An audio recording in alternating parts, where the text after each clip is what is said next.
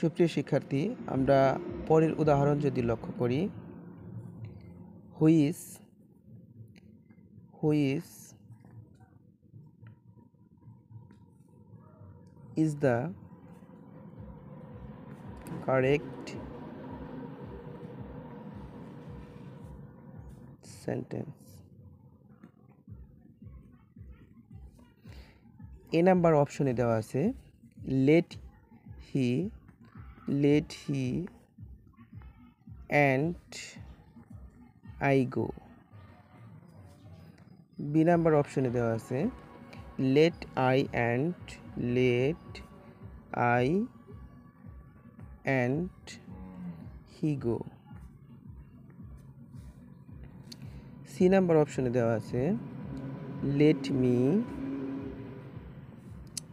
And he go. D number option যদি আমরা test করি তাহলে দেওয়া আছে let him and me go. তাহলে পূর্বের সেন্টেন্সে যে আমরা যেটা রুলস পড়লাম যে লেট একটি ভার্ব বিদায় এরপরের প্রনাউনটি অবজেক্ট ফর্ম বসবে।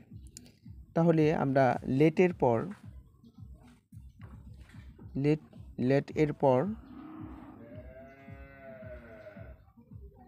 অবজেক্ট ফর্ম ব্যতীত যেগুলো আছে আমরা প্রত্যেকটা কাটা দিই।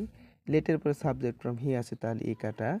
লেটের পর সাবজেক্ট ফ্রম আই আছে, বি কাটা। সি নাম্বার লেটের পর মি আছে, কিন্তু এখানে এটা অবজেক্ট ফর্ম ঠিক আছে, কিন্তু অ্যান্টের পরে যে হি আছে এটা সাবজেক্ট ফর্ম, সুতরাং এটা কাটা। সুতরাং সঠিক উত্তর হচ্ছে ডি।